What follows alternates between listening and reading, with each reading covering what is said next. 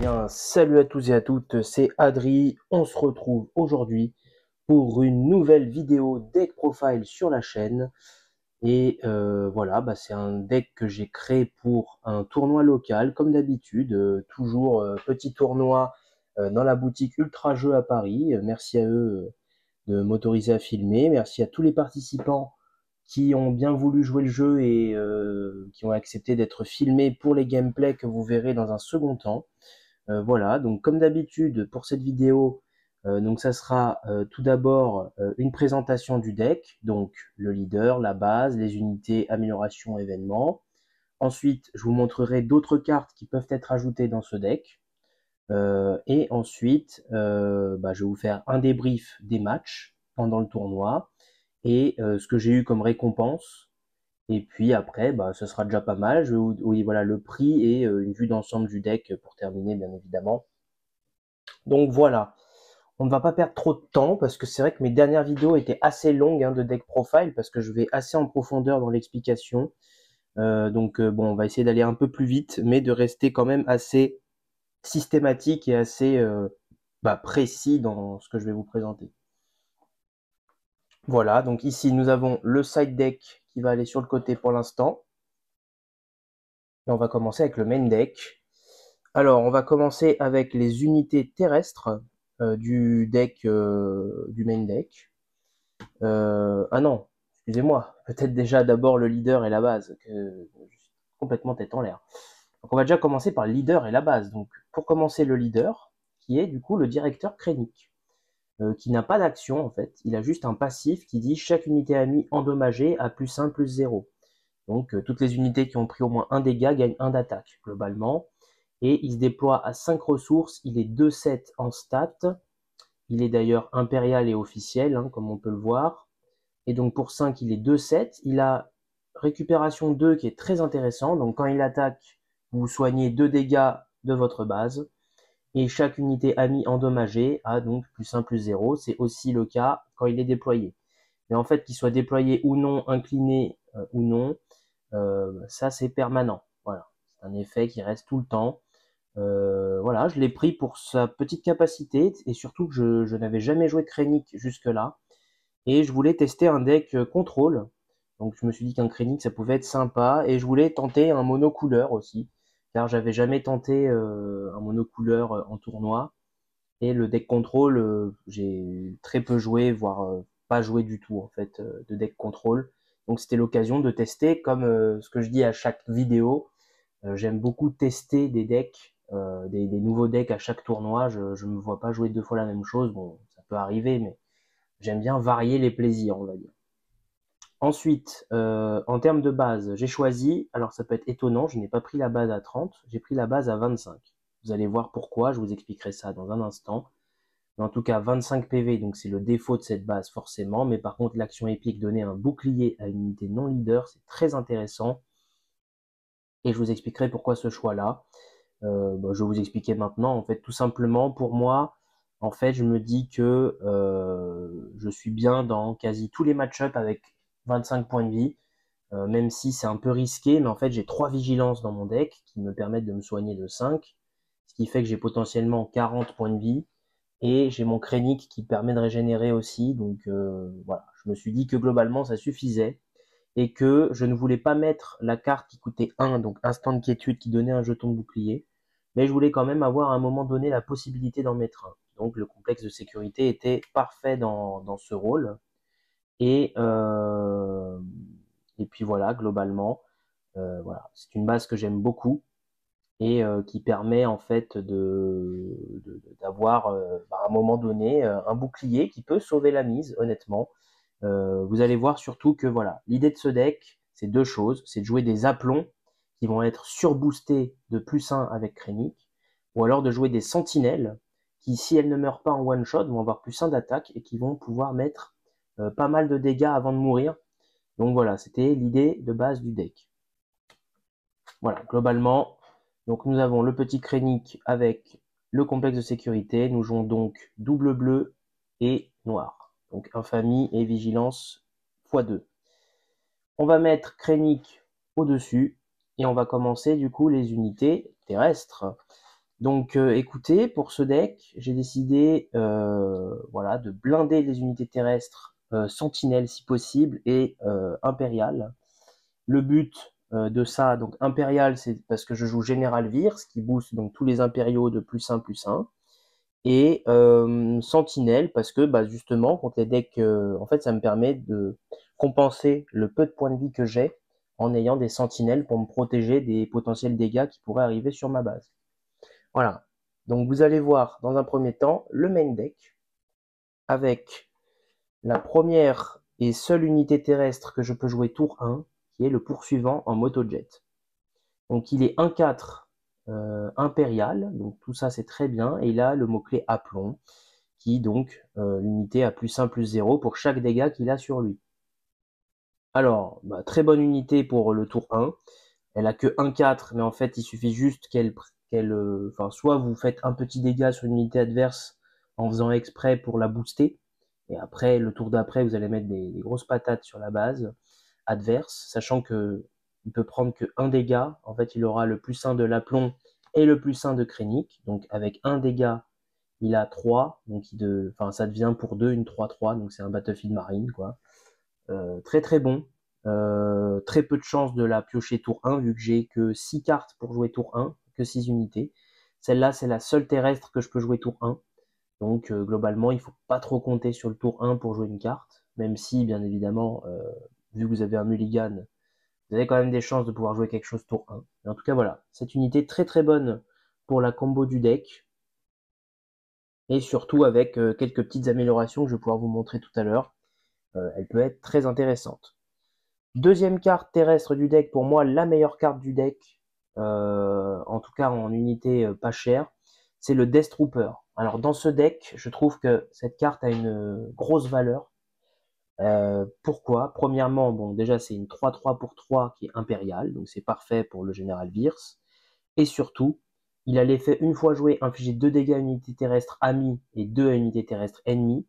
Donc l'unité amie, ça peut être le poursuivant motojet, vous lui mettez 2 dégâts, donc il passe à 3 d'attaque, plus l'effet de Krennic qui passe à 4/2 en stats. Vous pouvez le mettre sur lui-même, ce qui fait qu'il passera en 4/1 avec juste le passif de Krennic, donc il a +1 d'attaque. Et une 4/1 pour 3, c'est vachement intéressant, sachant qu'il fait aussi 2 dégâts potentiels à une unité terrestre ennemie, donc pour la terminer ou pour l'affaiblir. Donc voilà, cette carte pour moi c'est la meilleure carte de ce deck avec Krennic. C'est celle qui combotte le mieux, je trouve. Et franchement, cette carte m'a permis de gagner des games avec son 4/1 où les gens en fait ils se disent bah franchement je vais me prendre 4 dégâts pour juste enlever un point de vie.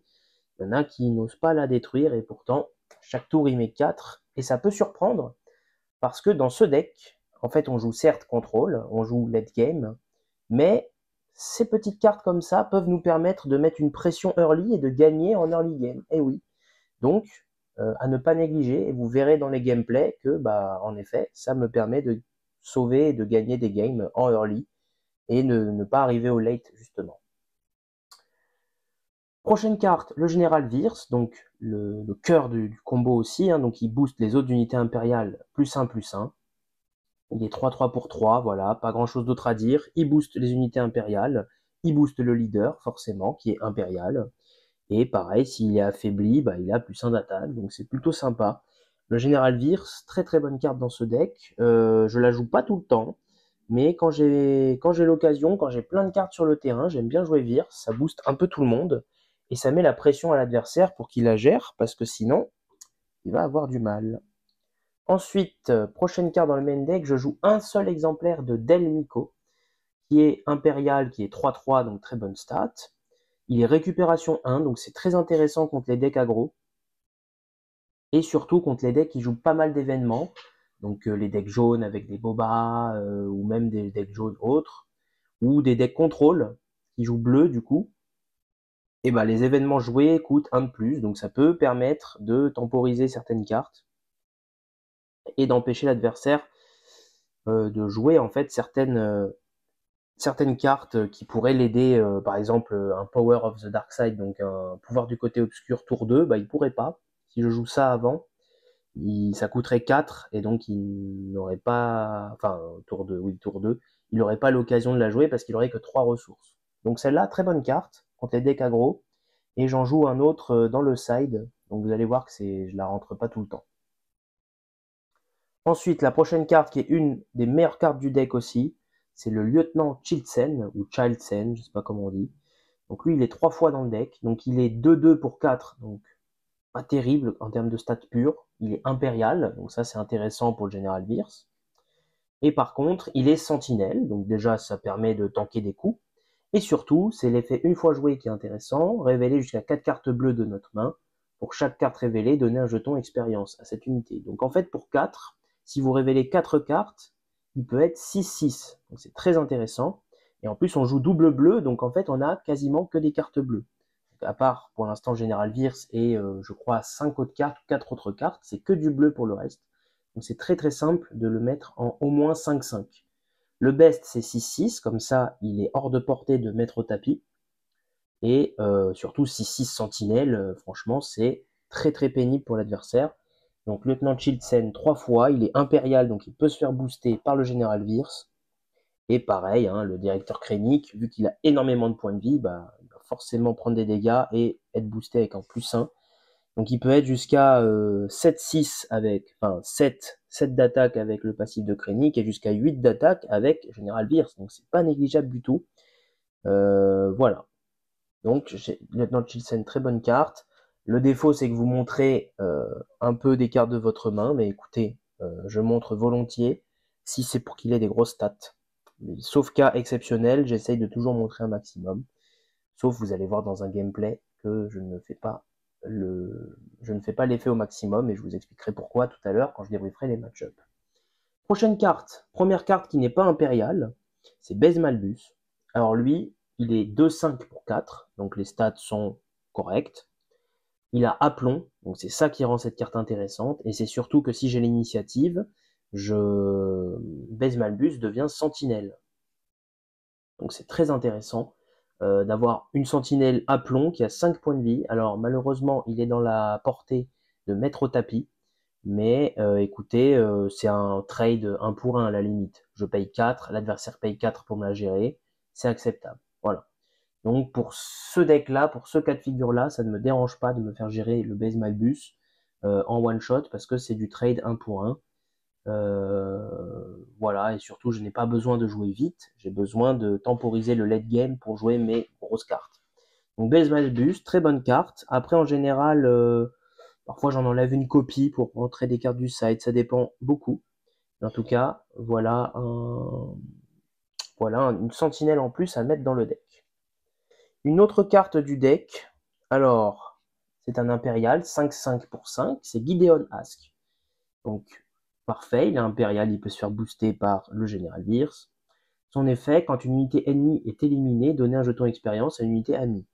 Donc ça peut être très pratique, surtout avec toutes les sentinelles qu'on a. On peut avoir une sentinelle, Gideon Ask à côté, essayer de gérer les unités ennemies, de mettre plein de jetons expérience sur nos unités, donc soit la sentinelle pour qu'elle survive, soit d'autres unités. Hein. Il a droit de se booster lui-même au passage, vu que c'est une unité amie, il est inclus dans les unités amies. C'est pas une autre unité amie, donc voilà, il peut se booster lui-même. Donc très intéressant comme carte. Je la joue très peu par contre. En général, je la sors du side. Enfin, je la mets en side pour rentrer d'autres cartes. Au moins une copie, comme Base Malbus en fait. Donc voilà, mais c'est quand même une carte plutôt sympathique à jouer. Voilà.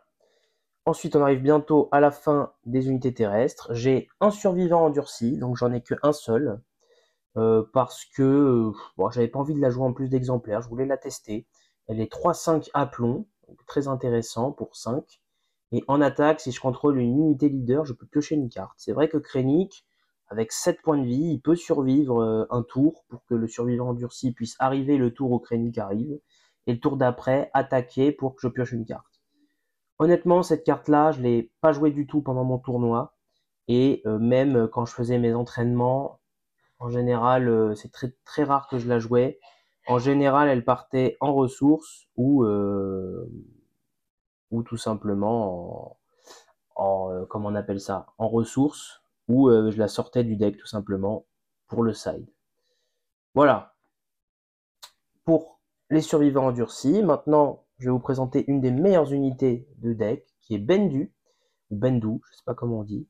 Et ben oui, il est double bleu, donc on peut le jouer comme on joue double bleu. Très très bonne carte, franchement. Alors il n'est pas impérial, tout comme d'ailleurs le survivant endurci qui n'était pas impérial. Bendu n'est pas impérial, mais il est force, créature. Bon, malheureusement, on ne joue pas un deck avec les améliorations. Donc, ce qui fait que, bah, bon, le mot-clé force ne sert à rien ici. Mais en tout cas, il est 4-7 sentinelle. Très très bonne carte. Hein. Franchement, une sentinelle à 7 points de vie, c'est très pénible.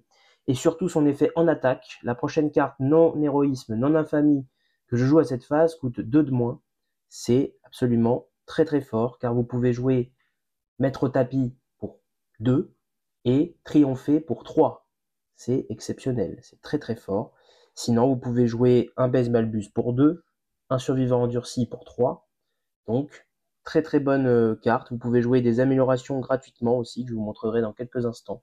Mais Bendu, franchement, il m'a carry des games. Il est très très bon. 7 points de vie, c'est très très solide. Et son effet n'est pas forcément indispensable, mais écoutez, ça m'a permis de faire des petits plays plutôt sympas. Avant-dernière unité terrestre, nous avons un marcheur de défense de l'académie. Ça, c'était vraiment pour le fun aussi. C'est une 5-5 pour 6. Donc bon, les stats sont ok tiers, mais voilà, il est sentinelle. Donc pareil, on reste dans la lignée des sentinelles. Il est impérial, pratique. Et une fois joué, je donne un jeton expérience à chaque unité amie endommagée. Voilà, donc dans l'idée c'est intéressant pour justement Krennic, on endommage plein d'unités, ils ont plus 1, et en plus lui il arrive, paf, il les booste tous. Cette carte les booste à plus 1 chaque carte, donc j'aimais bien l'idée. Mais dans la pratique, honnêtement, en fait, soit je sors cette carte en side, ou soit je la mets en ressource. Voilà. Cette carte est très situationnelle, je l'ai déjà utilisée une fois quand je m'entraînais, mais elle n'avait pas fait son effet, quoi. Elle était venue toute seule juste pour me protéger en sentinelle. Donc voilà, très situationnelle, je voulais la tenter pour le fun. Bon, j'ai pas eu l'occasion de la tester, donc voilà, globalement, je peux pas en dire beaucoup plus. Vous pouvez sûrement la remplacer pour un 3e Bendu. Ça vous ferait une unité impériale en moins, mais c'est honnêtement pas très grave. Un 3e Bendu, je pense que c'est intéressant. Voilà. Et enfin, la dernière carte du deck, en unité terrestre, le TBTT Exterminateur. Alors cette carte, c'est une 8-8 pour 8, donc les stats sont bien. Il est impérial, donc Général Wirth éventuellement, même si voilà, on va pas trop compter là-dessus non plus. Par contre, très très fort, une fois joué, incliner toutes les unités terrestres. Donc certes, on incline les nôtres et celles de l'adversaire. Mais si l'adversaire nous a flood le board avec plein d'unités terrestres, on joue ça, elles sont toutes engagées, on temporise un tour. C'est très très très très sympa. Ça peut vraiment temporiser de quoi tenir le tour 9 pour jouer un Avenger et commencer à clear le board adverse. Voilà. Bon, écoutez, on en a fini avec les unités terrestres. Nous sommes donc à 2, 3, 4, 5, 6, 7, 8, 9, 10, 11, 12, 13, 14, 15, 16, 17, 18, 19, 20, 21, 22 unités terrestres. Voilà, nous avons donc 22 unités terrestres pour ce deck. On va maintenant attaquer les unités spatiales. Vous allez voir que c'est plutôt classique, hein, les unités spatiales. J'ai pas inventé l'eau chaude pour le coup. Donc on est parti. Donc le play de tour 1 en unité spatiale, c'est bien évidemment l'Inferno 4. Une des seules options tour 1 en vaisseau, en bleu. Avec l'autre vaisseau qui donnait un jeton bouclier, une unité bleue, mais ça m'intéressait pas. Inferno 4, le meilleur tour 1, il est impérial, il est 2-3, des très bonnes stats. Une fois joué, une fois éliminé, on regarde les deux cartes du dessus de notre deck. On les met soit au-dessus, soit en dessous. Voilà, ça permet de contrôler un peu les futures pioches. Et ça permet d'avoir une présence tour 1, malgré tout. Donc voilà, nous avons que 6 cartes pour jouer tour 1. Mais elles sont très sympas. Ensuite, les autres vaisseaux. Je vais jouer 3 patrouilleurs de système. Donc ça, c'est contre les decks aggro. ou même contre les decks non aggro, hein. C'est juste pour mettre de la présence dans les airs, pour avoir une petite sentinelle aérienne. C'est mes seules sentinelles aériennes. Et puis voilà, donc c'est une 3-4 sentinelle, rien de particulier, mais ça sauve des vies. Elle n'est pas impériale, mais de toute façon, on va pas faire la fine bouche, hein. On a des sentinelles dans l'espace, c'est ça qu'il me faut pour tenir le late game. Et enfin, donc la dernière carte, bien évidemment, le Avenger. Donc la carte maîtresse du deck, hein, la carte qui termine les games. Donc 9, elle a 8-8 de stats pour 9. C'est une carte impériale, donc voilà, pareil, éventuellement General Beers, même si, voilà, pareil, on va pas trop compter là-dessus en late game. Quand elle est jouée ou quand elle attaque, un adversaire choisit une unité non leader qu'il contrôle et il détruit cette unité. Donc très très bon. Attention, petit tips malgré tout, n'attaquez pas d'unité avec cette carte. Si vous attaquez une unité, vous allez faire l'effet en attaque et l'adversaire va pouvoir choisir l'unité que vous êtes en train d'attaquer pour cet effet et donc vous taperez avec l'Avenger dans le vide. Donc faites bien attention à ça. Mais sinon, voilà, globalement, Avenger, très bonne carte. Le finisher du deck, c'est une légendaire, donc tout le monde n'aura pas le budget. Je pense malheureusement que ce deck-là, sans le Avenger, c'est moins fort, et sans d'autres cartes aussi qui coûtent un peu cher. Donc je vous préviens, alors en milieu de vidéo, mais je ne pense pas que ce sera un deck budget. Déjà, rien qu'avec les 3 Avengers, je pense que c'est compliqué. Donc nous avions 22 unités terrestres et 9 unités spatiales, ce qui fait que nous avons 31 unités au total dans ce deck. Voilà, je pense qu'en termes de remplacement budget, vous pouvez rajouter un 3e TBTT à la place de un Avenger. Et les 2 autres Avengers, vous pouvez potentiellement mettre le Kondoku. Mais je vous en reparlerai tout à l'heure. Voilà. Ensuite, nous allons passer aux améliorations. Ça va être très rapide. Il n'y en a que 5. Première amélioration qu'on peut jouer, c'est Protecteur. Donc c'est un +1/+1 qui donne sentinelle à une unité. Pareil, cette carte-là, soit je l'enlevais du deck pour mettre des cartes de side, ou soit tout simplement elle partait en ressources. Je l'ai utilisée une fois en entraînement, non, 2 fois en entraînement. C'était très pratique, j'avais mis ça sur mon leader, et en fait mon leader était devenu un 3-8, et il s'était pris des dégâts, donc c'était devenu un 4 d'attaque, et en fait il était sentinelle, donc ils étaient obligés de se casser la tête, enfin de se casser la figure sur le directeur crénique. Donc c'était assez pratique, carte sympa, mais je sais pas si je la jouerai en plus qu'une fois. Dans la même trempe, Résilient, qui coûte 1, qui donne 3 points de vie. Ça c'est très sympa pour booster les sentinelles et booster les cartes qui ont aplomb, parce que du coup elles vont pouvoir emmagasiner plus de dégâts et donc avoir plus d'attaques. Donc le poursuivant en motojet, voilà, le poursuivant en motojet qui va bien en profiter. On peut le mettre sur le lieutenant Chilsen qui va pouvoir survivre plus longtemps.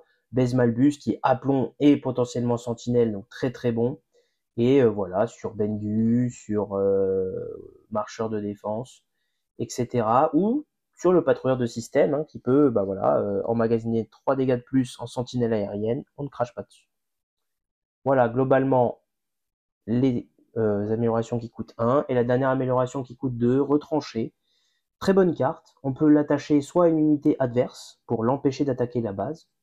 Donc si par exemple vous n'avez rien dans l'espace et qu'il y a un vaisseau adverse qui est très pénible, vous lui mettez retranché, il ne peut plus taper votre base et puis vous pouvez être tranquille dans le côté aérien. Vous pouvez faire la même chose sur le terrestre, même si la majorité de vos cartes sont quand même terrestres. Donc je vous conseille pas de booster une unité terrestre adverse. Et dernière chose, vous pouvez la mettre sur une de vos unités à vous. Hein. Moi, j'ai déjà boosté mon Chilsen qui était sentinelle avec ce +3/+3. Et en fait, ça surprend l'adversaire parce qu'il se doute pas que moi, je vais booster ma carte à +3/+3, que je vais plutôt lui mettre à lui.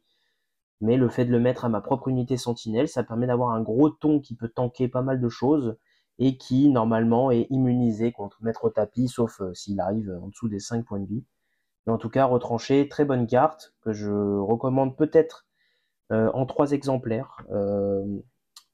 À réfléchir, enlever un protecteur pour mettre un retranché ou un résilient, je sais pas. À vous de me dire. Moi, j'ai choisi ces ratios-là. C'est vrai que je suis très adepte de ratios bizarres. J'aime bien le ratio 2 ou 1. et très peu le 3, sauf quand les cartes sont vraiment trop fortes, bien évidemment. Mais voilà. Donc nous étions à 31 unités, nous avons 5 améliorations, donc ça fait 36 cartes. Et donc il reste 14 événements pour le main deck. Alors, les ratios, vous allez voir, c'est dans la lignée de ce que je vous disais. Hein. J'aime bien jouer les ratios 2 et 1. Donc, pouvoir du côté obscur, je l'ajoute 2 fois. Voilà, donc un adversaire choisit une unité qu'il contrôle, éliminer cette unité. Très bonne carte, ça peut tuer un leader, ça peut tuer une grosse unité si elle est seule. Donc très très bon, je la joue qu'en 2 fois. Ne vous inquiétez pas, le 3e exemplaire est en side et en général je rentre le 3e exemplaire. Mais j'aime bien avoir la possibilité de moduler selon contre quoi je tombe. Et je vous expliquerai ça dans quelques instants. Une deuxième carte qui est très très intéressante dans ce deck, c'est Je suis ton père. Je peux infliger 7 dégâts à une unité ennemie, sauf si le contrôleur dit non. Et dans ce cas-là, je pioche 3 cartes. Donc en fait, dans les deux cas, vous êtes gagnant. Soit vous mettez 7 dégâts et vous détruisez potentiellement une unité, soit je pioche 3 cartes. Et dans ce cas-là, c'est du card advantage non négligeable pour un deck contrôle qui me permet du coup d'avoir les réponses au danger au moment où il faut. Voilà. Ensuite, bien évidemment, la carte maîtresse du deck qui serait criminelle de ne pas jouer 3 fois, donc la vigilance, en 3 exemplaires.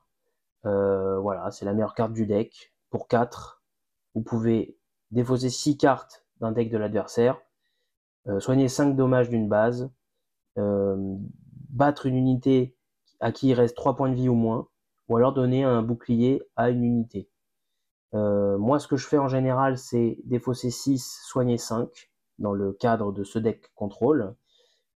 Ça m'arrive parfois de tuer une unité qui a 3 points de vie ou moins, et globalement, dans ce deck contrôle, je n'ai jamais fait l'effet, ou quasi jamais, donner un bouclier. Ça m'est déjà arrivé, je pense, pour une sentinelle, pour qu'elle puisse survivre plus longtemps, et que ce soit pénible, mais sinon, je fais souvent discard 6, enfin, défausser 6 du deck de l'adversaire et soigner 5. Parfois, ma base est full life et j'ai besoin de jouer cette carte, donc en général, je discard 6 et je mets un shield ou je défais une unité. Voilà. Donc, vigilance, très bonne carte, x3 sans hésiter. Mettre au tapis 2 fois, voilà, la 3e est dans le side aussi. Donc éliminer une unité dont les PV restants sont de 5 ou moins, c'est parfait. Ça tue Sabine, ça tue Chirrut. Voilà, c'est le genre de leader qui arrivent assez tôt, qui ont une pression assez pesante, mais qui en fait se font one shot par mettre au tapis, donc très intéressant. Ensuite, la prochaine carte, c'est Triompher. Triompher, c'est simple, éliminer une unité non leader, donc vous pouvez tout tuer sauf un leader. Pour 5, voilà, vous pouvez tuer une grosse unité. Il y en a 2, le 3e en side, au cas où, selon les situations. Voilà, donc là nous sommes à 3, 6, 9, 10, 11. Et donc 14 avec 3 tirs de super laser. Et là pareil, malheureusement, pas de remplacement pour cette carte, elle est trop forte. Donc voilà, quelque chose qui pourrait remplacer, je vous le dirai tout à l'heure, mais ça serait jouer rouge, une carte rouge dans le deck bleu, donc vous la surpayerez. Mais écoutez, ça coûterait 7, ça ferait 3 dégâts à chaque unité dans une arène, donc c'est beaucoup moins fort, mais ça serait un remplacement budget. Je vous redirai ça tout à l'heure, mais en tout cas, Super Laser Blast, détruisez toutes les unités. Voilà, ça permet de clean le board, de reset tout, et de recommencer à prendre le dessus sur le terrain, parce que voilà, vous êtes un deck contrôle, a priori vous n'avez pas le early, donc ça permet de revenir. Voilà, et donc ça fait du coup 3, 4, 5, 6, 7, 8, 9, 10, 11, 12, 13, 14 cartes, voilà, et donc on ajoute au 36, ce qui fait un deck de 50, tout simplement. Voilà, on en a fini avec le main deck. On va peut-être tout de suite passer au side, comme ça au moins c'est fait. Dans le side, je joue un deuxième Delmico, donc pour les match-up aggro surtout. Voilà, globalement. Et pour les match-up où il y a beaucoup d'événements, notamment un miroir contrôle, j'aime bien jouer cette carte pour parfois en fait, faire en sorte que l'adversaire perde un peu de temps, alors que moi j'ai le plein potentiel de jouer les cartes au coup normal. Donc voilà. Donc un Delmico pour compléter. Pour les match-up un peu plus aggro, 2 gardes du bloc de détention. Donc c'est en fait j'ai que des sentinelles qui coûtent 4 ou plus. Donc ça fait un sentinelle moins cher que je peux jouer plus tôt dans la partie.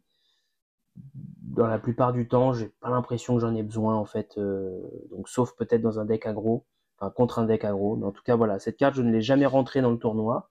J'aurais dû d'ailleurs à un moment, mais j'avais fait l'erreur de ne pas le faire. Donc voilà, mais c'est pas grave, ça ne m'a pas coûté préjudice. Mais attention quand même. Donc garde du bloc, peut-être changeable, garde du bloc, à réfléchir. J'ai mis 2 ravitaillements. Alors ça, vous allez voir, c'est une carte qu'on voit très peu. Et en fait, dans mon deck, c'est très intéressant. Pourquoi? Parce que si j'ai un match miroir contrôle, et ben en fait, à un moment, on va jouer vigilance, discard 6 des decks. Donc moi, je vais faire ça à l'adversaire, mais l'adversaire va me le faire aussi. Et en fait, il y a un moment, on aura chacun plus de cartes dans notre deck. Qu'est-ce qui va faire la différence? Ça va être le fait de pouvoir reprendre des cartes dans son deck et donc de ne pas perdre des points de vie. Je vous rappelle que chaque fois que vous devez piocher une carte et que vous ne pouvez pas, c'est 3 dégâts dans votre base. Donc chaque début de tour, vu qu'on pioche 2 cartes, on prend 6 dégâts dans sa base. Sachant que moi, je joue une base à 25, donc c'est des points de vie très précieux. Et cette carte-là permet de choisir jusqu'à 4 cartes dans une défausse, les mettre sous le deck du propriétaire dans un ordre aléatoire. Et donc la première, vous allez pouvoir récupérer soit vos grosses unités, soit encore des vigilances pour vous soigner de 5 pour tanker le fait de ne pas pouvoir piocher ou que vous avez déjà pris des dégâts. Et ça permet de temporiser que l'adversaire, lui, perde assez de points de vie pour que vous ayez la victoire. Et le deuxième ravitaillement, c'est important parce que déjà, il permet potentiellement de récupérer le premier. Et surtout, en fait, dans un deck contrôle, 2 ravitaillements, ce n'est pas trop. Je dirais que en changement, j'enlèverai peut-être un garde du bloc et je mettrai peut-être un 3e ravitaillement. Parce que j'ai eu un match-up miroir et je pense qu'il m'a manqué un ravitaillement potentiel en tout cas. Mieux vaut l'avoir x3, je pense, on sait jamais. En tout cas, x2, je pense que c'est un ratio suffisant dans 99% du temps. Mais le 1% restant, quand vous aurez le 3e dans votre side, vous serez content de l'avoir mis. Ensuite, j'ai 2 ouvrir à un passage. Donc c'est donner -2/-2 à une unité pour cette phase et soigner 2 dégâts de ma base. Donc ça c'est contre les match-up aggro. Donc ça permet de soigner et en plus de potentiellement tuer une unité en faisant -2/-2. Donc un Wing Leader, un Battlefield Marine qui aurait pris un dégât, enfin voilà, n'importe quelle unité qui est un peu endommagée à qui il reste 2 points de vie ou moins, c'est très intéressant. Ou tout simplement en fait survivre, donc vous mettez -2 d'attaque à l'unité adverse même si elle ne meurt pas, et en plus vous vous soignez de 2, donc vous faites un différentiel de 4. C'est très intéressant. Donc je la mets que 2 fois, parce que j'ai pas la place de mettre x3. Je ne l'ai pas rentrée du tournoi, pareil c'est une erreur, j'aurais dû la rentrer dans un des matchs, mais j'avais mal jaugé, je sais pas pourquoi d'ailleurs, parce qu'en soi c'était logique, mais c'est pas grave, ça ne m'a pas porté préjudice. Les 3 dernières cartes, écoutez, c'est les dernières copies de chaque carte qui permet de gérer les unités. Donc un pouvoir du côté obscur, un maître au tapis et un triomphé. Très intéressant. C'est vrai que la plupart du temps, donc contre un match contrôle, je rentre les 3. Contre un match aggro, j'enlève les triomphés parce que c'est trop cher et c'est trop tard dans la partie. Je maximise ces 2-là. Et contre un match mid-range, je maximise ces 2-là et j'en garde 1 ou 2 de triompher. Voilà. Globalement, je fais plutôt ça. Après, ça dépend de qui j'ai en face. Parfois, ça m'arrive de mettre que 2 pouvoirs ou 2 mettre au tapis. Mais honnêtement, la plupart du temps, c'est x3. Donc c'est pour ça, vous allez me dire, mais pourquoi ne pas les mettre en main deck directement? C'est une bonne question. En fait, je pense que comme je joue en BO1 dans les tournois, en fait, c'est comme si je les avais x3.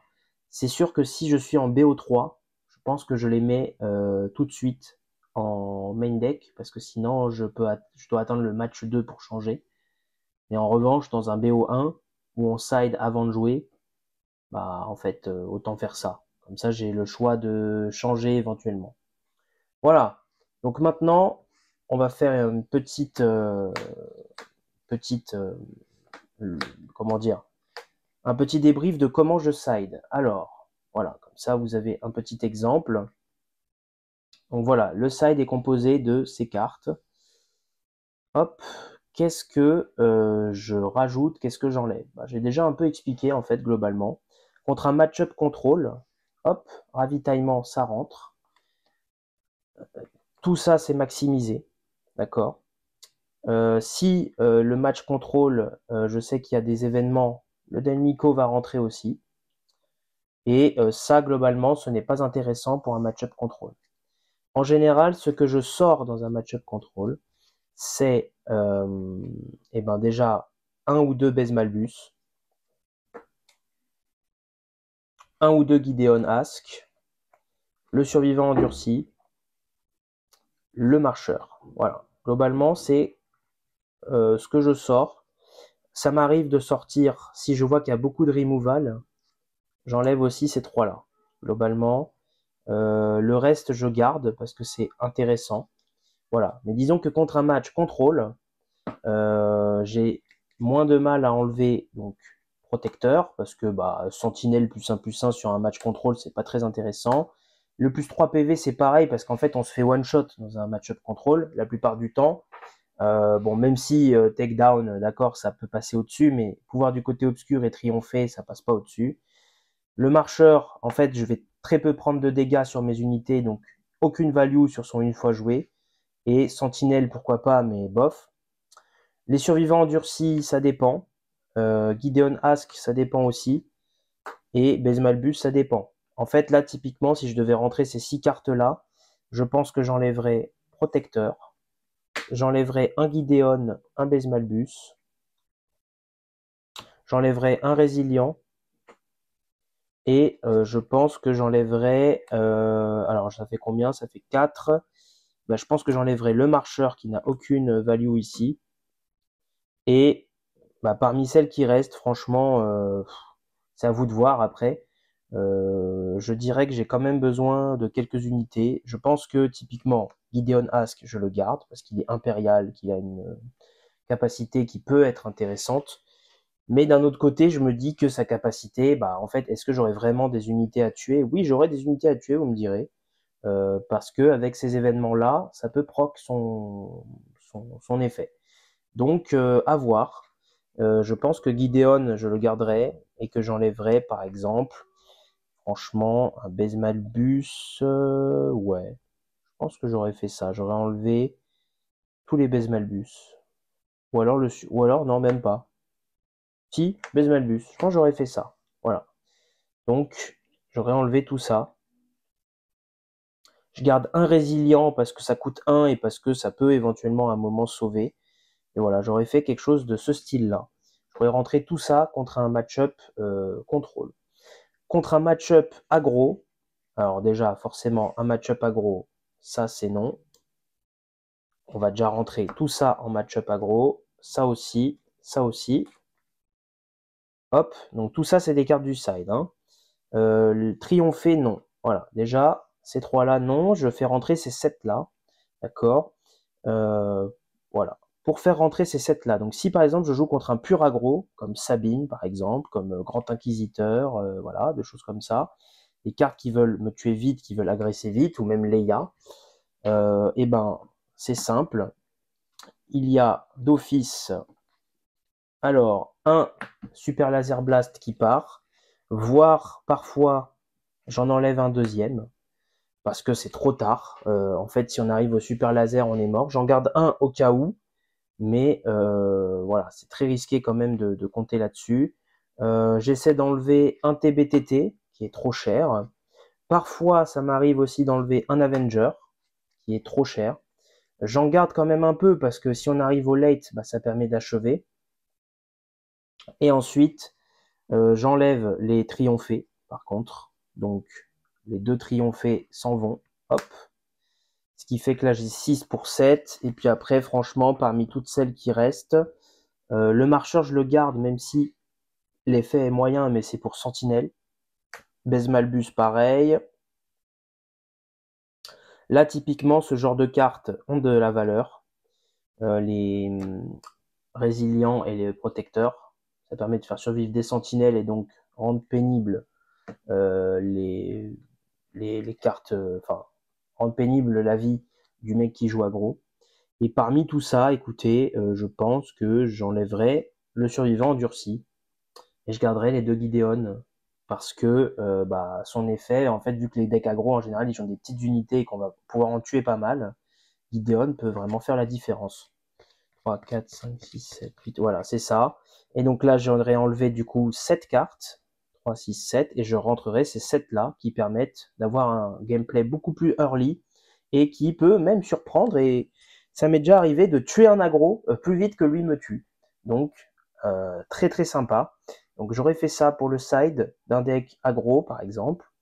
Et les mid-range, en fait, je sais pas, ça dépend quel type de mid-range, si c'est un boba, si c'est etc. Je pense que contre un boba, en fait, ça, c'est intéressant. Ces cartes-là, ça dépend. Voilà, contre un boba, je pense que je garderai quand même ces deux-là. Je garderai quand même mes laser blast et je garderai mes triomphés, je pense. Parce que, en fait, le vaisseau de boba, faut le tuer. Donc, le triomphé est plutôt intéressant. Peut-être que, par contre, je garderai quand même, enfin, j'enlèverai peut-être quand même un super laser blast. Mais sinon, ouais, on serait comme ça. J'enlèverai ces deux cartes. Par exemple, donc j'avais dit que je voulais rentrer ces trois-là. Donc, il y a combien? Il y a 3, 4, 5. Ouais, j'ai pas besoin de 3 triomphés. Je pense 2, c'est pas mal. J'aurais fait 5. J'aurais fait 9. Alors, est-ce que... Donc ça, c'est sûr que je les rentre, par exemple. Et il faudrait que j'enlève une carte. Et ben là, je pense que j'enlèverai un Gideon Ask, pour le coup. Par exemple. Donc voilà, donc ça serait dans le side. Et en fait, j'aurais re-rentré ça, du coup. Donc en fait, ce qui est dans mon side, c'est ça. J'aurais rentré ça à la place de un laser blast, un survivant et un Gideon. Du coup, c'est ça l'échange. Voilà. C'est je rentre ça de... Hop, on va faire un peu de place. Voilà, c'est je rentre ça de mon side et je sors ça de mon deck. Voilà. Voilà, dites-moi ce que vous en pensez. Moi, j'aurais fait comme ça, en tout cas, contre un boba, par exemple. Pourquoi pas le dernier triomphé? Après, l'ouvrir un passage et garde du bloc, pourquoi pas? Je pense que ça dépend de la couleur du boba. Si c'est boba vert, ouais, je pense que j'aurais fait comme j'ai dit. Voilà. Bon, en tout cas, dites-moi vous en commentaire qu'est-ce que vous auriez fait comme changement contre les match-ups que j'ai cités. Donc aggro, contrôle, mid-range. Bien sûr, ça dépend qui est le contrôle, qui est le mid-range, mais globalement, voilà, je pense que j'aurais fait comme ça. Voilà. En tout cas, voilà, hein, on a terminé la présentation du main deck et du side. Je vais vous montrer rapidement en fait les cartes que vous pouvez ajouter au deck, les remplacements peut-être un peu plus budget. Voilà. Déjà peut-être pour commencer le prix du deck. Donc nous sommes aujourd'hui le 30 mai 2024. Donc je vais déjà vous faire comme d'habitude le prix en français pur, puis en anglais. Donc le prix en français pur, c'est sur Card Market, donc le 30 mai. La decklist avec le side. Alors, je vais juste me connecter sur Card Market. Voilà. Donc je me fais le Shopping Wizard. Donc si vous ne connaissez pas, je vous ferai peut-être une vidéo si vous ne savez pas comment acheter sur Card Market. C'est très très facile. Je vois beaucoup de gens galérer. Et voilà, donc vous faites réduire le prix avec le Shopping Wizard. En fait, le Shopping Wizard, c'est vous mettez votre wishlist, vous mettez la decklist, et en fait, ça va vous trouver tous les vendeurs avec les cartes. Voilà.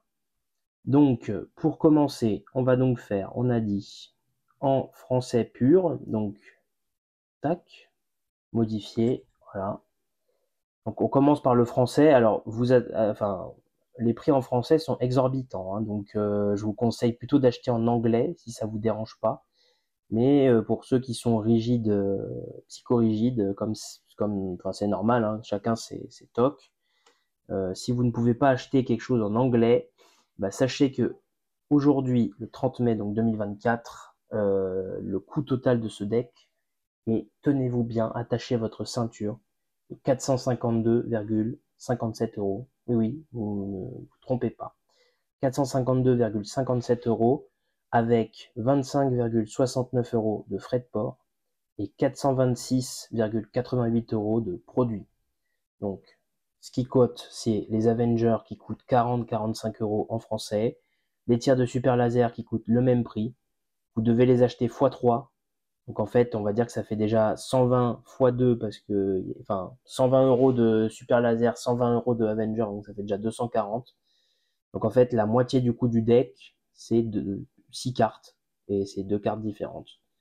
Vous avez ensuite des Delmico qui coûtent 6 € unité. Vous avez les Vigilances qui coûtent 47 € unité. C'est énorme. Voilà. Donc en tout cas, 47 x 3, ouais, pareil. En fait, avec 9 cartes, vous payez 380 € en fait déjà. Donc le reste coûte 70 €, c'est acceptable. S'il y avait que ces cartes-là, donc voilà. Donc les Vigilances, malheureusement, c'est le corps du deck. Donc si vous ne les avez pas, je pense, ne jouez pas de double bleu Krennic. C'est pas intéressant, je pense. Voilà, passez votre chemin. En anglais maintenant, enfin en toutes langues confondues, hein, parfois il y a des cartes en français qui coûtent pas très cher non plus, qui sont au même prix que l'anglais en fait quasiment. Donc ce qu'on va faire, c'est que paf, on va mettre français ou anglais indifféremment. Vous allez voir que le prix va baisser, mais qui va quand même être cher. Je ne vais pas vous mentir. Paf. Et donc aujourd'hui, je rappelle, jeudi 30 mai 2024. Voilà. Donc Shopping Wizard. Vous mettez les vendeurs en Europe, hein, parce que sinon vous allez vous taper les vendeurs des Royaumes-Unis qui vont vous faire des frais de douane de folie. Voilà. Et donc vous avez ce deck-là pour 100 € de moins si vous prenez en anglais. Donc 357,53 € en anglais. Avec par contre des frais de port à 46,27 € et les produits coûtent 311,26 €. Voilà, donc c'est quand même 100 € moins cher.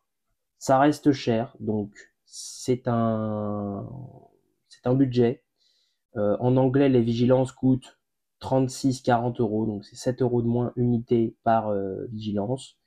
Avenger, ça coûte 36, 35, 38, donc avec 5-10 € de moins, voire même jusqu'à 30 en fait.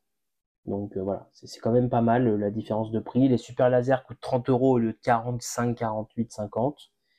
Donc 20 € de gagné par super laser. Voilà.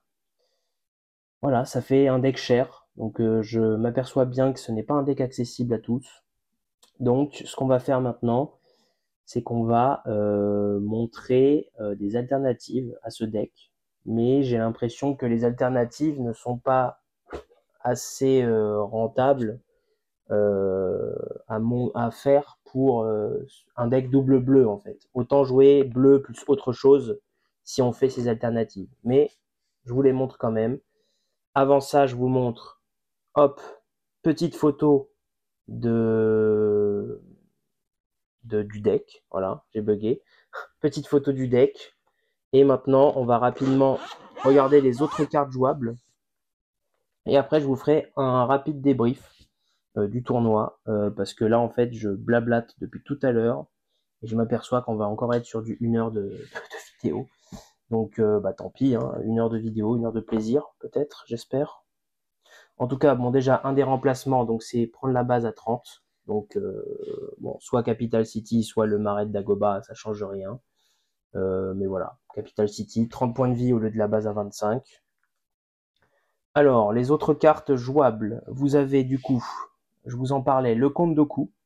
Alors, le Comte Dooku, vous pouvez remplacer les Avengers par 3 Comtes Dooku, qui coûtent beaucoup moins cher. Vous pouvez remplacer un des Avengers par la dernière copie du TBTT aussi. Voilà. Ici, toutes les cartes, vous pouvez éventuellement, par exemple, au lieu de jouer 3 super lasers ou 3 super lasers, vous en jouez qu'un ou 2 et vous prenez un Search Your Feelings à la place où vous allez chercher le super laser avec. C'est beaucoup moins opti, c'est beaucoup moins fort, mais ça permet d'économiser un super laser par exemple.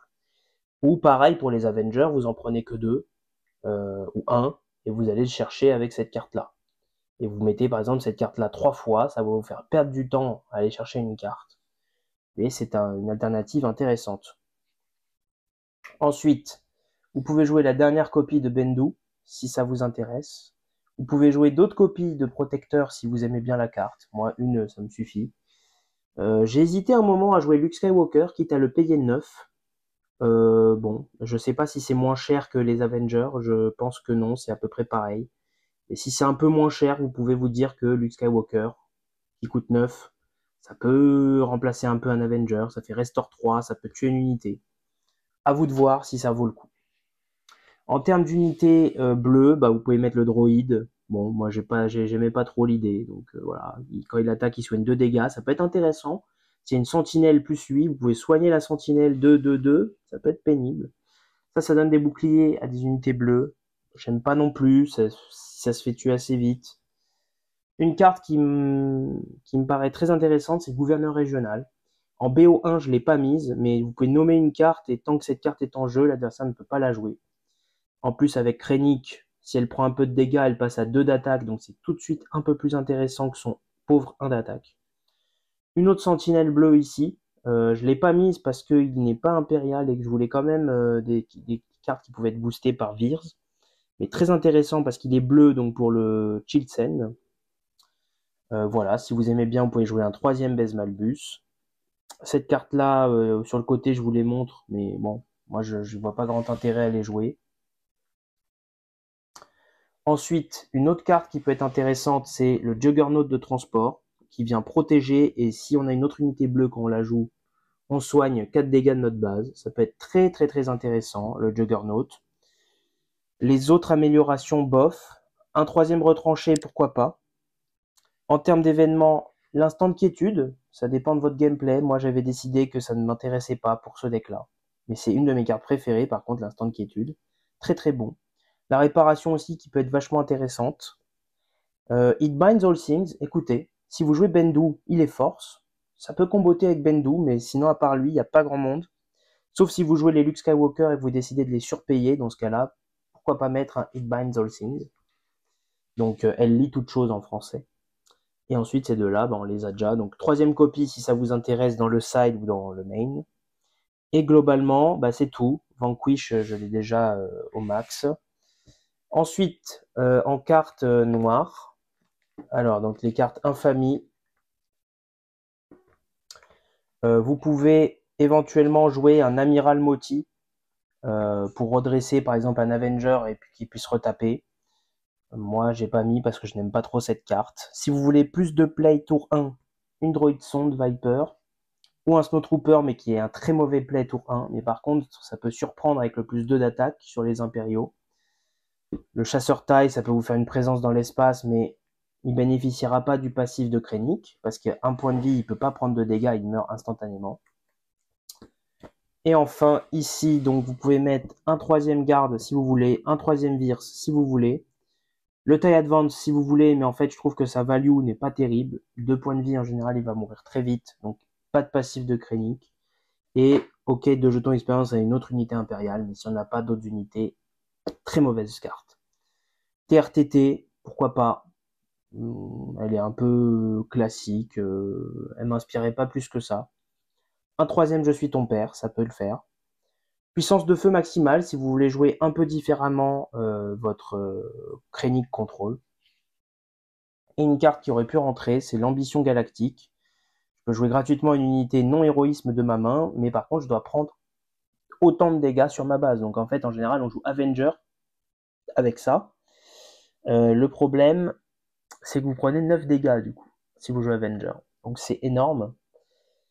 Donc vous avez intérêt à savoir ce que vous faites. Ça peut être une carte intéressante à jouer, mais moi je me sentais pas de la jouer. Voilà. Globalement, c'est ça que vous pouvez jouer. Maintenant, si on sort un peu des sentiers battus, donc c'est-à-dire qu'on va chercher des cartes des autres couleurs à surpayer. En termes de vert, on n'a pas grand-chose. Disons que si vous n'avez pas le budget pour jouer un Avenger et que vous avez un Vador parce que vous l'avez droppé, vous pouvez jouer un Vador. Devastator, ça coûterait trop cher. Ça coûterait 12 à jouer. C'est trop, mais pourquoi pas. Le Relentless, ça coûterait 11. Mais si vous n'avez pas de Devastator, d'Avenger, ça peut remplacer. En fait, ça coûte plus cher, mais c'est quand même des cartes fortes. Voilà, globalement. Qu'est-ce qu'il y a d'autre? On va regarder hein, tranquillement. Vous pouvez aussi peut-être partir sur un 97e Légion par exemple, qui est très très fort. Hein. Attendez, je vous le montre mieux. Une carte qui gagne +1/+1 pour chaque ressource que vous contrôlez, donc en deck contrôle. Donc déjà, il coûterait 9 à jouer. Et en fait, pour 9, bah, il aurait 9/9, ce qui est pas horrible. C'est un remplacement d'Avenger possible. Un marcheur en renfort, pourquoi pas, qui est pas cher non plus à acheter, et qui coûterait 10 à jouer. Donc voilà. Alors après, c'est des remplacements certes qui sont moins efficaces que le Avenger, mais ça peut faire l'affaire. Voilà, en rouge, vous pourriez jouer un Palpatine qui coûterait 10. Ouais. Bon, c'est moyen, mais encore une fois, vu que vous êtes un deck contrôle et que vous allez sur le late game, ça peut être très intéressant. En carte ici, je pense qu'il n'y a pas grand chose. Non, pas grand chose de cool. J'essaie de regarder en fait s'il y a des choses qui me viennent à l'esprit. Voilà, bombardement, vous pouvez le jouer pour 7. Choisissez une arène, inflige 3 dégâts à chaque unité dans cette arène. Ça peut être un remplacement de Super Laser Blast, enfin de tir de Super Laser, même si honnêtement, je suis très peu convaincu. Hein. Je vous dis tout de suite, le tir de Super Laser est beaucoup plus fort. Mais voilà, c'est en termes de budget. Ensuite, quelque chose que je voulais vous montrer, parce que dans un de mes match-up, auquel je vais vous parler dans quelques secondes, et ben en fait, j'ai un adversaire qui a surpayé cette carte. Il a joué pour 8. Donc il était Hayden double bleu. Et en fait, il a joué cette carte donc à 6 et il n'avait pas le logo jaune, donc il a dû la payer à 8. Les stats pour 8, c'est clairement pourri. Mais embuscade, bon, pourquoi pas. Mais c'est surtout qu'une fois joué, on peut renvoyer un événement d'une défausse dans la main du propriétaire.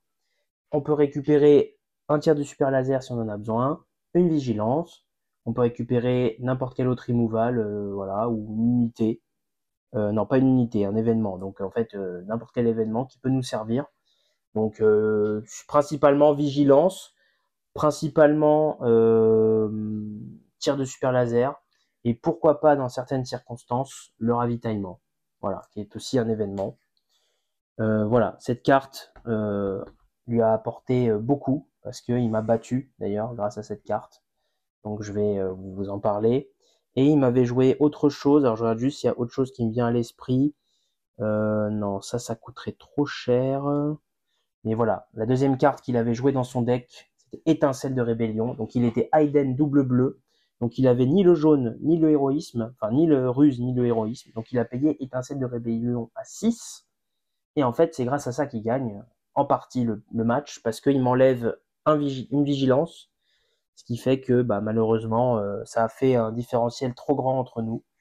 Et donc ça a fait la différence. Donc Étincelle de Rébellion, vous pouvez essayer de le jouer dans ce deck. Et après, une dernière carte qui me vient à l'esprit, où est-ce qu'elle est, bah, en fait, vous pouvez jouer changement de cœur pour 6, alors pour 8 du coup. Prenez le contrôle d'une unité non leader adverse, et à la fin du tour, vous la rendez à l'adversaire, mais ça peut faire énormément de dégâts à l'adversaire de jouer ça. Et la dernière carte dont je voulais parler, je ne la trouve plus, je crois qu'elle est... Ah, elle est là. Le Chimera, que vous allez payer 10, qui vient protéger et qui peut aussi vous donner un card advantage si vous savez que l'adversaire a certaines cartes en main. Voilà. Donc sachez que là, toutes ces options, c'est potentiellement ce qui vous permet de remplacer Avenger. Donc certaines sont plus chères que d'autres, mais en tout cas, ça reste intéressant. Voilà.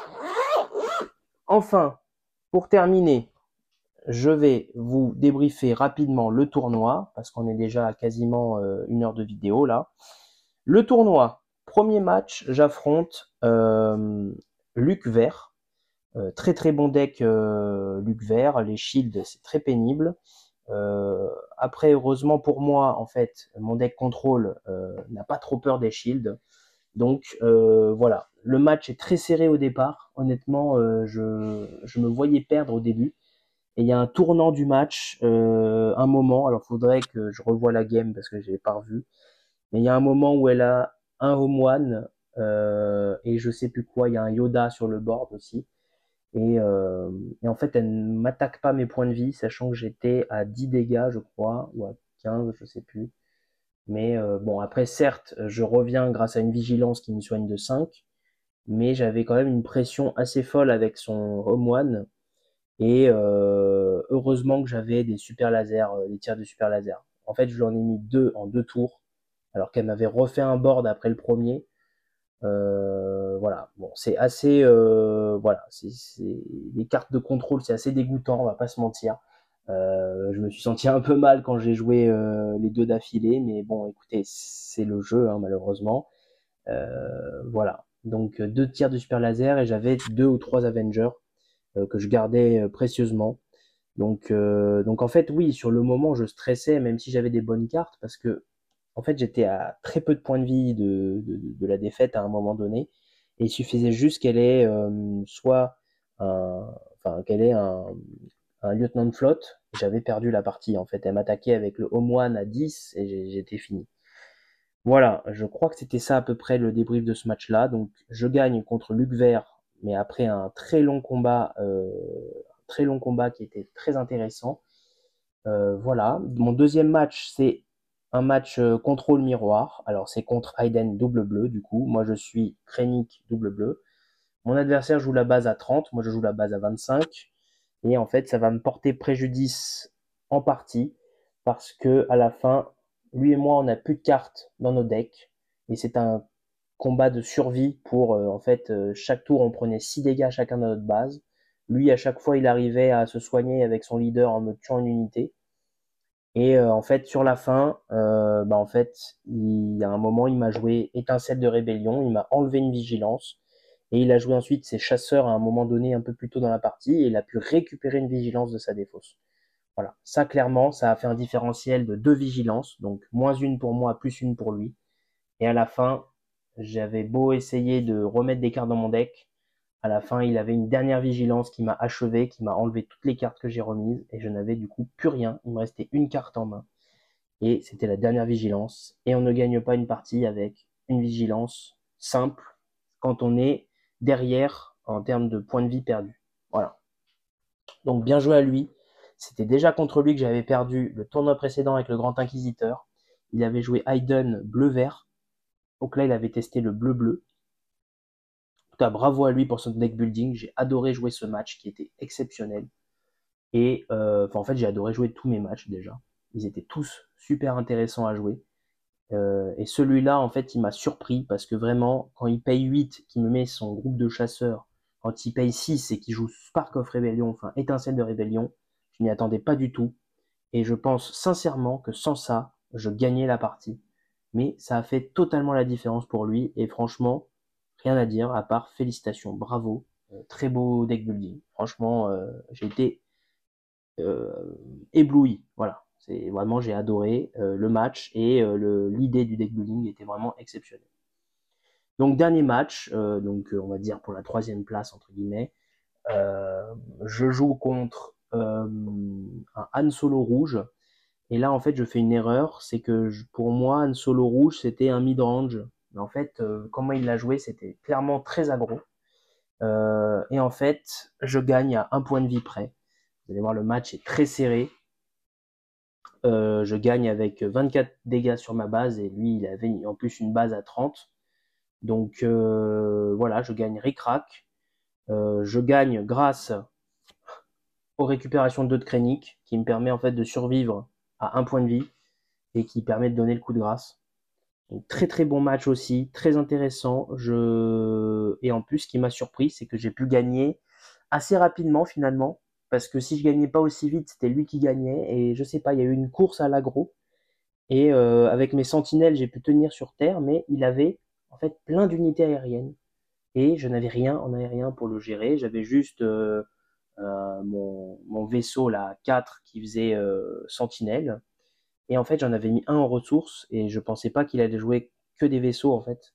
Il m'a joué T1 E-Wing, into T2 Faucon, je crois, et into T3 un Red 3. Donc là, vraiment, dans les airs, j'étais assez mal. Et en plus, à un moment, je joue ma sentinelle à 4 dans l'espace et il me la renvoie en main avec guet-apens. Et en fait, du coup, ça me fait perdre tout mon tour et lui, il me met un tour de dégâts gratuitement, quoi. Donc voilà, très bon match aussi, très sympathique. Voilà, donc résultat final, comme les deux autres tournois, 2 victoires, 1 défaite. J'ai donc 2 boosters étincelles de rébellion et un promo pack. Je vous laisse tout de suite avec l'ouverture. Bon, on va commencer par Chewbacca. Non, Leia, allez. De toute façon, j'en attends rien. Ok, Boba, Capital City, j'ai jamais rien eu dans ces paquets, donc on va voir. Ah oui, du coup, il n'y a pas le phénomène de tu peux mettre la carte dessus. Non, c'est tout. La meilleure carte est à la fin ou au tout début. Si tu as la showcase du leader. Ah, un bataillon, je crois que je l'ai. Bon, je sais plus. En tout cas, c'est pas mal. Carabaste. Je sais même plus c'est quoi la dernière, c'est ça? Oh, un petit Avenger. Magnifique. Enfin, je drop un truc, quoi. Surtout, je vais pouvoir la jouer en français. Ok, bah cool. Ah, ça, je suis content.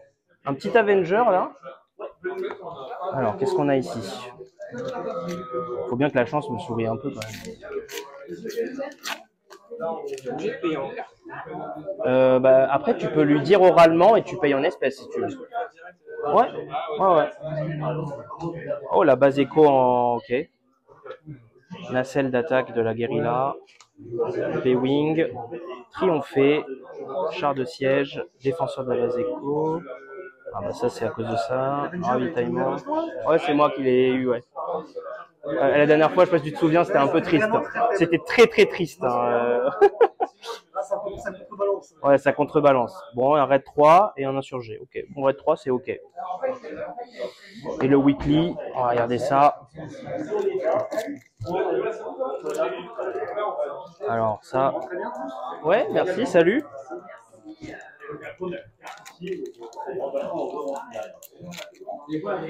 J'ai eu Avenger. Très très content. Alors, qu'est-ce qu'on a ici? Hop. Ouais, en vrai, Hyperspace Foil, hein. Je crois que celle-là, Bosque, il est pas mal. Infanterie de marine, je l'ai pas. Sabre laser de Luc, je l'ai. Et réapprovisionnement, je l'ai. Bon, bah écoutez. Bon, les gars, bonne soirée tout le monde. Bah, bonne soirée, à la prochaine, hein. Avec plaisir. Bon, pas mal. On va pas se plaindre, hein. Et voilà, on se retrouve. Comme vous avez pu le voir, j'ai enfin droppé des choses sympas. J'ai droppé un Avenger en français en version normale. Et j'ai droppé un Raid 3 qui, ma foi, cote un peu aussi. Donc très content de cet opening. Voilà, bah écoutez, très content du tournoi. Je me suis beaucoup amusé avec ce deck. Voilà, donc dites-moi en commentaire s'il y a un deck que vous voulez voir. Je pense faire encore un tournoi avant la sortie du prochain set. Ça sera aux alentours, je pense, du 19 juin 2024. Donc, entre-temps, si vous avez des idées de deck ou des leaders que vous voulez voir à l'action pour un dernier tournoi avant le set 2, dites-moi en commentaire, j'essaierai de voir si ça me branche. Sinon, voilà, moi j'ai des idées de deck qui viennent en tête, mais voilà, j'aimerais avoir votre avis. Si je peux faire plaisir à quelqu'un, je sais pas, il veut voir son deck de cœur un peu buildé, un peu en action dans un tournoi local, voir si ça peut donner des choses sympas, bah, qu'ils me le disent et j'essaie de voir si je peux accéder à sa requête. Voilà, bah écoutez, on est encore sur du 1h07, 1h06, quoi, enfin c'est bon. Voilà, écoutez, au moins vous avez quelque chose de complet, quelque chose qui vous permet de jouer le deck et de le tester, d'avoir des alternatives moins chères. Donc voilà, écoutez, on va s'arrêter là. Bah, j'espère que vous avez aimé. N'hésitez pas à laisser un like, un commentaire et à vous abonner pour suivre les autres contenus sur la chaîne de Star Wars. Sachez que on va donc, je vais poster ce deck profile un mercredi, je pense. Et maintenant, c'est les samedis soirs, j'essaie de mettre des duels. Donc, guettez les samedis soirs, voir s'il y a des duels de Krennic qui sortent. Sinon, pour l'instant, c'est du Luke contre Vador. Mais bah voilà, dès que ça sera terminé, vous aurez les duels Krennic. Donc, premier duel, Krennic double bleu contre Luke bleu-vert. Deuxième duel, ça sera Krennic double bleu contre Hayden double bleu. Et le dernier match, ça sera donc Krennic double bleu contre Han Solo jaune-rouge. Voilà pour les prochains rendez-vous. Merci à vous de votre soutien et je vous dis à la prochaine. Salut à tous!